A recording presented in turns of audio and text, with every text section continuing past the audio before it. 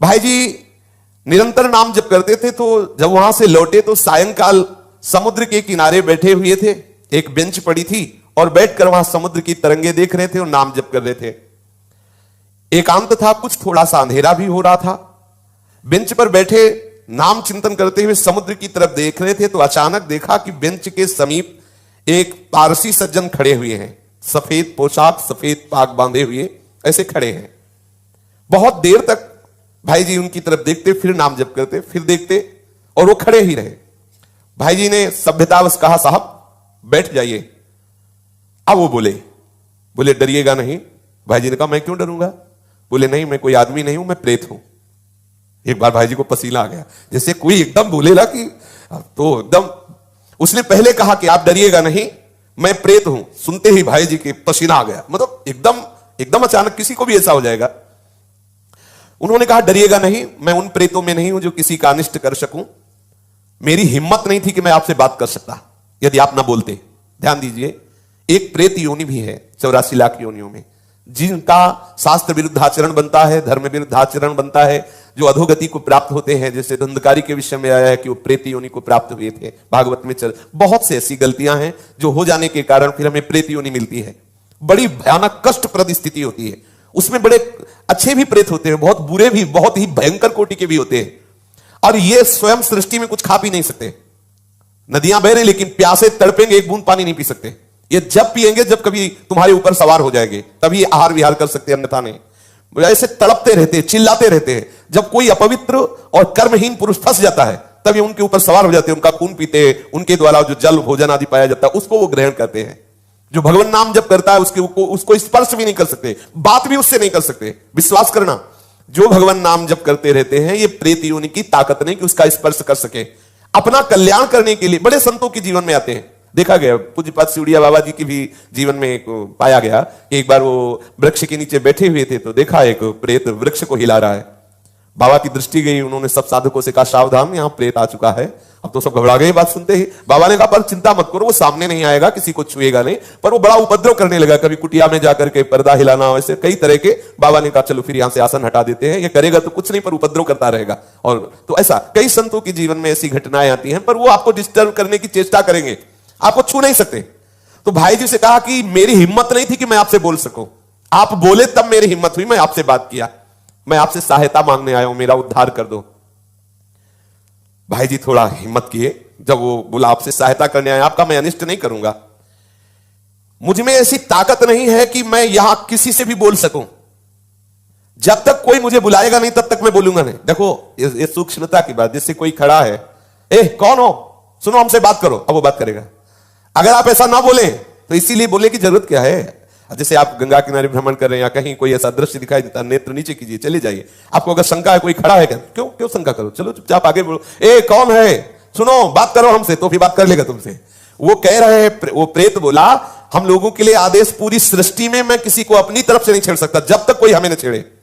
अच्छा, जैसे उनकी वृत्ति मलिन होती है, तो जब तक आप अपवित्र नहीं हो, जैसे जूठे मुंह हैं, ऐसे ही सब अपवित्र हैं, गंदे आचरणों का चिंतन कर रहे हैं, उनको प्रवेश होने की गुंजाइश है। कोई ना कोई ऐसी घटना करेंगे जिससे आप उनसे आकर्षित हो, वस्त्र के द्वारा या किसी आसन के द्वारा। मान लो उनका ऐसा अपवित्र आसन है, अपवित्र वस्त्र है, जिससे किसी भी तरह उनका संयोग होने का है चांस, वो आप में प्रवेश कर जाएंगे। यदि आप नाम जापक हैं, पवित्र रहते हैं, तो कहीं भी भ्रमण करके देखा है, गंगा जी की परिक्रमा जब की, तो कहीं भी कोई भी ऐसी घातक क्रिया नहीं। और जबकि जगह जगह स्मशान मिलते हैं, दोपहर में भी, रात्रि में भी रुके, कभी ऐसा नहीं। कभी भगवान नाम जापक ऐसा डरे ना, पर अपनी तरफ से किसी से बोलने के लिए नहीं। कोई वस्तु पड़ी हो, कोई ये सब नहीं छूना चाहिए। तुम्हें लगता है कि ये वस्त्र है या टैची है या किसी की पर्स है, पता नहीं किस लक्षणों से युक्त है, तुम्हारी हानि कर दे, ऐसा कोई पड़ी हुई वस्तु न छुए, किसी से बोले ना, अपनी तरफ से किसी से वार्ता न करे। ये अगर ऐसे सावधान रहे तो है, प्रकृति में है 84 लाख योनियों में एक योनि, पर कभी ऐसे सहसा किसी को वो आक्रमण करके नष्ट नहीं करते। कोई घबराए नहीं, ऐसा तुमसे बढ़कर वो नहीं है, सबसे बड़े प्रेत तुम हो। यदि आप अपने में रहो तो लाखों प्रेत आपके अधीन हो जाए। आप समझो, जहां यमपुरी की चर्चा आती है तो उन्हें प्रेत राज कहते हैं, यमराज जी को, और समस्त जीवों को प्रेत कहते हैं। भूत सर्वभूत हिते रहता, सब भूत ही तो है। देखो 5 महाभूत है, ये भूत थोड़ी, ये महाभूत है, इनमें फंस गए, अब इनसे मुक्त हो जाओ। ये भूत है, परेशान करते रहेंगे। 5 तो लगे ही है, चूक गए तो और ऊपर इनमें छठा भी चढ़ जाएगा, और वो परेशान करता रहता है। इसलिए मैं प्रतीक्षा कर रहा था कि आप बोले तो मेरी हिम्मत पड़े। भाई जी महाराज प्रेत से बोले, तुम क्या चाहते हो? बोले मेरे पास बहुत सी शक्तियां हैं, मैं कोई साधारण प्रेत नहीं हूं, मुझे गीता याद है पूरी। वैसे तो कहते गीता के श्लोक बोलो तो प्रेत भग जाएगा, वो करा मुझे गीता याद है पूरी, पूरी गीता याद है मुझे। प्रेत लोक में बहुत दुर्गति हो रही, मैं बहुत घबरा गया हूं, वहां बहुत दंड मिलता है। देखो एक बात ध्यान रख लें कि यदि आप भगवत मार्ग में चल रहे हैं, मनमानी गंदे आचरण करेंगे शास्त्र विरुद्ध, तो भगवान शब्द देख रहे हैं, डरो, इस बात से डरो कहीं तुम्हारी दुर्गति ना हो। देखो बोला मैं, मुझे गीता याद, कंठस्थ 18 अध्याय। तो उन्होंने कहा कि आप तो पारसी हैं, आपका कैसे कल्याण होगा, आप किस पर श्रद्धा करते जो मैं वो क्रिया करूं आपका कल्याण हो जाए। तो उनका आप भगवान नाम कीर्तन करवा दीजिए और गया जी में श्राद्ध करवा दीजिए, मेरा कल्याण हो जाएगा। भाई जी महाराज उनसे बहुत से प्रेत लोक की जानकारियां ली, जीवन में कौन कैसे आचरण करता है फिर मरता है तो कहां किस प्रेत योनि को प्राप्त होता है, उसने बहुत से परिचय बताए, बहुत से उन व्यक्तियों के नाम बताए जो भाई जी के परिचय के थे, मरे हो भूत बने, उनके भी बताए कि वो वहां अमुक अमुक गति को प्राप्त है। और बताया कि कुछ ऐसे भयंकर प्रेत होते हैं जिनको मतलब बस में करना बहुत कठिन होता है, अत्याचारी लोग जो भयंकर प्रकृति वाले, वो जब मरते हैं तो बहुत, अब जैसे कोई सतोगुणी है, थोड़ा साधन भजन शास्त्र स्वाध्याय करता है, लेकिन कोई भयंकर अपराध बन गया, गलती बन गई तो ऐसी दुर्गति हो जाती है। जैसे विजय कृष्ण गोस्वामी जी के चरित्र में आता है कि वो परिक्रमा दे रहे थे तो देखा वृंदावन में कुछ भक्तजन भंडारा कर रहे थे, तो उनको बुलाया विजय कृष्ण जी को कि आइए आप भी प्रसाद ले लीजिए। वो भक्तों का समुदाय है, 3 बजे सुबह परिक्रमा कर रहे थे, तो उन्होंने प्रसाद लिया, अपनी कुटिया में रख दिया, दिनचर्या करके जब उधर देखा तो उसमें सब गंदे पदार्थ, अभक्ष्य पदार्थ। तो उनका ऐसा कैसे हो सकता है कि भक्त लोग इतने सब निकृष्ट पदार्थ और सब मल की तरह दुर्गंध आए।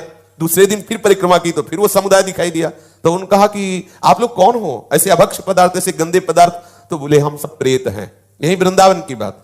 बोले आप कैसे प्रेत बन गए, तब उन्होंने अपनी अपनी घटनाएं बताई। जैसे एक बताया कि श्री ठाकुर जी के लिए जो अमनिया आता है उसको हम बिना ठाकुर जी को अर्पित किए अपने प्रयोग में ले लिए, इसलिए हमारी गति बिगड़ गई। ध्यान देना है, जैसे जो भी वस्तु मान लो मंदिर आदि में है जो प्रभु के लिए आती है, सबसे पहले प्रभु को अर्पित हो। यदि आप वस्तु आई और अपने घर ले गए, अपने प्रयोग में किए, वो अपराध है। जिनके ले आई उनको अर्पित करो, आप प्रसाद भोक्ता बनो, अमनिया नहीं। कोई भी पदार्थ वैष्णव को अमनिया सेवन नहीं करना चाहिए, ऐसा नंदगांव के एक पुजारी की भी बात है। कई ऐसे दृश्य आते, इसलिए बहुत सावधान। जैसे एक प्रसंग हमने संतों से सुना कि किसी संत को संत सेवा के लिए कुछ अर्थ मिला और उनके भाई आए, उन्होंने कहा कि घर में बहुत समस्या है, अगर अर्थ मिल जाता तो हम कुछ दिनों बाद वापस कर देते।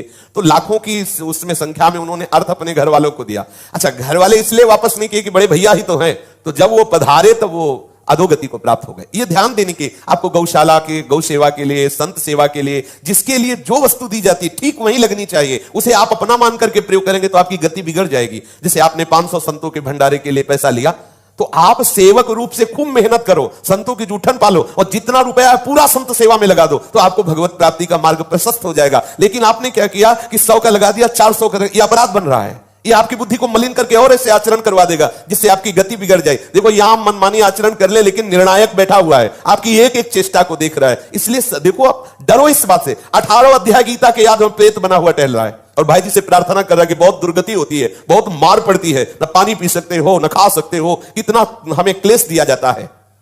वो अपनी सब बातें बताने लगा।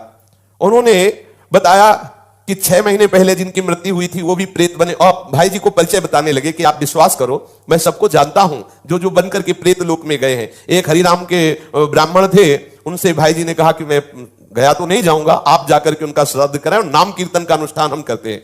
गया में उस प्रेत के लिए पिंडदान कराया और खूब नाम कीर्तन किया। जब पिंडदान और नाम कीर्तन उनके लिए पूरा हुआ तो चौपाटी में ही बैठे हुए तो फिर वो प्रेत आ गया और उसने बहुत अश्रु प्रवाह करते हुए कृतज्ञता से कहा, अब मेरा काम हो गया, मुझे प्रेत लोक से उद्धार किया जा रहा है, मैं आपकी बार बार कृपा मनाऊंगा कि आपने मेरे को दुर्गति से बचा लिया।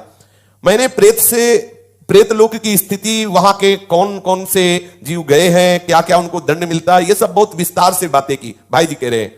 और किसी किसी को लेकर के हमने उनसे बात की तो उन्होंने बताया कि नरकों का दंड है, मतलब यहां देखने को नहीं मिलता, ऐसे भयंकर कष्ट प्रेतों योनि में मिलते हैं। कोई नरक को झूठा न माने, परम सत्य है, ये सब मैं भोग रहा हूं। उस प्रेत ने बताया ये नरक सत्य है, एक एक सत्य है, पाप करने वालों को बहुत दुर्गति होती है। इसलिए मैं सबसे प्रार्थना करता हूं कि कोई कर्म बिगड़े ना। भाई जी ने कहा मैं सबसे प्रार्थना करता हूं कि कोई कर्म बिगड़े ना, सावधान।